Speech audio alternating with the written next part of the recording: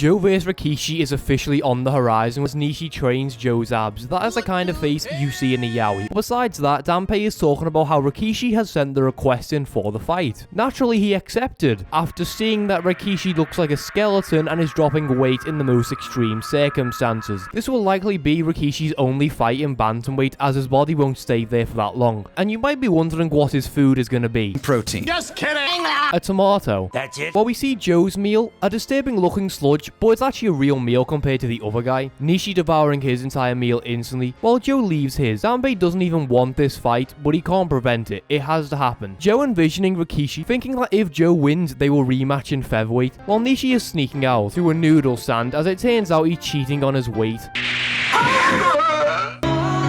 Next time, eat a salad. Fat bastard! With a skip ahead for a Rikiishi fight, literally stumbling because of the weakness, but oh my god, he's so cool. This fight is intended to be Rikishi's test match against Joe. Oh my god, is that the purple guy? Purple guy! Rikiishi undressing, and he's skinny, a far cry from the original muscular and hench self. Doing all this just so he can fight Joe. Bell ringing, Rikiishi visibly slower, eating a combo nearly instantly, being punches launching him backwards as a strong man is taken in an assault, being easily dismantled by an opponent who everyone thought would be food. Even his uppercuts look weak. The first round ending with Joe being calmed down before he does anything he regrets.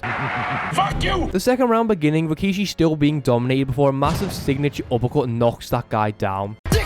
Getting up as he pounds Rikiishi. It's a disturbing sight with slow punches being thrown as he's unable to do anything, and more uppercuts, still taking those blows with the second round ending, with the same effect, Danpei appearing to notice something, before a massive uppercut brings him down again, but he still gets up. Spamming uppercuts as he's launched backwards onto the ropes, getting murdered before going on the offense with more and more uppercuts. I lied, throwing 2 jabs, bang, massive right killing this guy, meaning Rikiishi managed to win. Fuck you! I mean, if that happened to me, I'd kill myself. The uppercut strategy is to counter Joe's no guard. Joe doesn't even know if he can win, but he has to have a strategy. Firstly, eating powerful uppercuts from Danpei. One that is so powerful it shatters glass. Talk about demonic power. This was to see how powerful Rikishi's uppercut will be, even if he guards. Slipping out the way of Danpei's uppercuts with Matrix level dodges. While Nishi is summoned, they're going to be doing a 2v1 spar to try and recreate Rikishi's uppercut, which is crazy. Both men attacking at the same time as Joe managed to avoid them, just eat one, being knocked down. On the next day, reporters arrived to do their job, seeing Joe unconscious with everyone being kicked out instantly, as this training is a secret. They've been doing this for about an entire day now, eating uppercuts as Joe gets knocked down again. Talk about CTE in the making. The trio doing this for the rest of the night with Joe seeing something. Joe managed to land a cross counter through what will be Rikishi's winning pattern. Rikishi's obviously going to have more tricks under his sleeves, as he wouldn't be Toru Rikishi otherwise, and Joe is getting much needed rest and...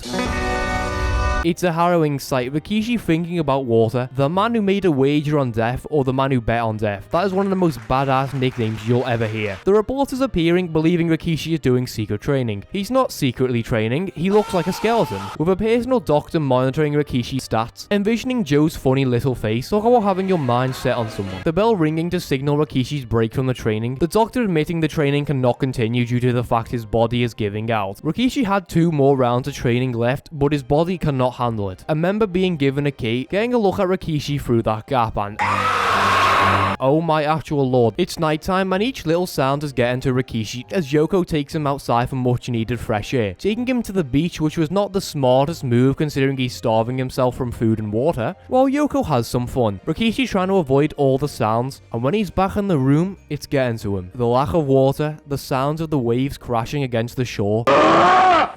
Oh my god, begging for water, as he literally breaks out his room, screaming that he's done with weight cutting, done with the water loss, his hands bleeding while all the taps are locked, but then the Buddha appears. No, it's Yoko, holding a glass of that nice, delicious, warm water. What his body needs. If Rikiishi drinks it, it will be all over. He has nothing to prove. He's a monster in boxing, a man idolized and respected. This water won't even invalidate his weight loss. Rikiishi is still Rikiishi, even if he sips one little glass of water. About to bust. Today is officially the day and everyone on Joe's side is hyped for the weigh-in. Rikishi's ready, Joe's ready. The weigh-in could go right and it could go wrong. Joe weighing in at exactly 117.5 pounds and Rikiishi 118 pounds, the maximum limit. Joe playing up for the cameras doing gay ass poses, respectfully speaking. Gaylord. As they exchange one last handshake before our fight occurs, and it's fight time. It's all business in a manner of speaking. Will there be fireworks? Yes. Will there be consequences? Probably. What I do know is this is exciting.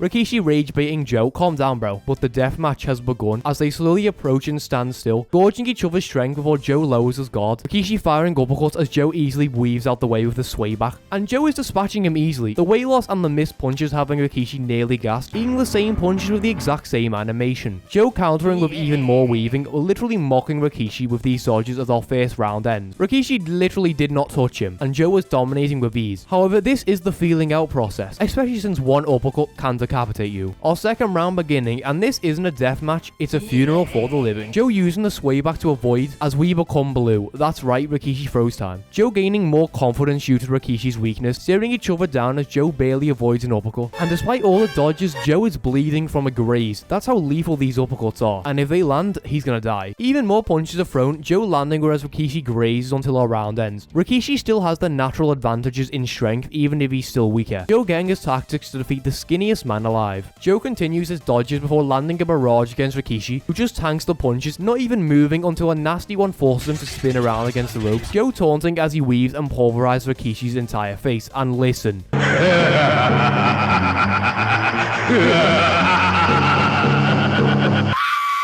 Joe pounding the man and he isn't even moving, he's a beast, as Rikiishi finally gets his own counterattack. Left, right easily dominating Joe, taking control of the match as they keep exchanging over and over again. Joe barely avoiding his decapitation because it's actually Rikiishi time.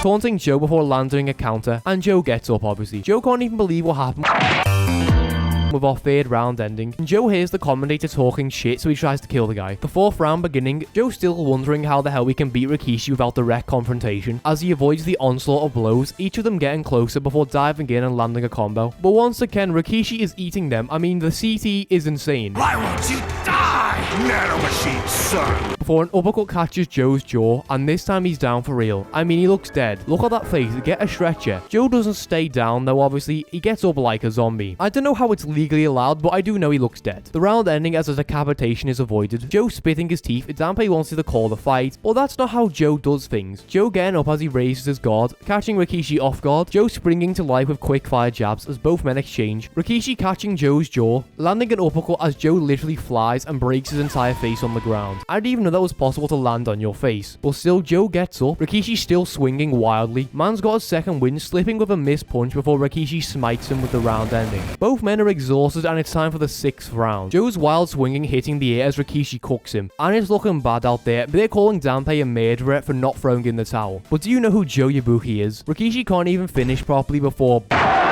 bang. A massive left to the temple, dropping Rikiishi as his head hits the back of the ropes. As Rikiishi gets up, dropping his guard, stealing Joe's gimmick, looking somehow more ominous, slowly approaching with the cross counter plant.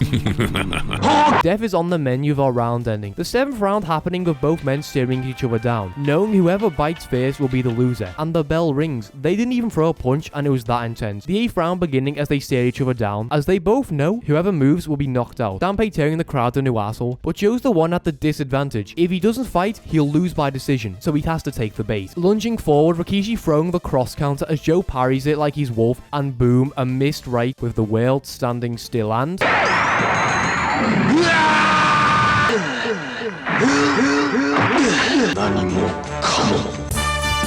giving Rikiishi the victory and Joe his first professional boxing loss. While Rikishi's vision lingers for some reason, Joe getting up to offer his hand in a sign of respect and oh, Rikiishi collapsing due to the fight and the extreme weight cutting, being taken to the locker rooms, but then the reporters are there. The weight loss, the blow to the head, and his head bouncing off the back of the ropes gave him a hemorrhage that Rikiishi didn't wake up from.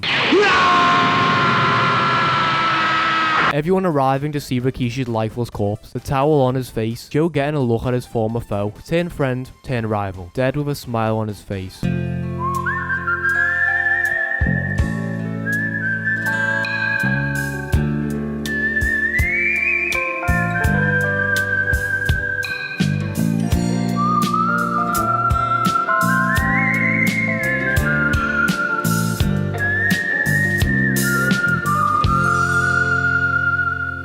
A funeral held for an icon, but that death hits Joe hard as he runs away from everything. So, I thank you all, and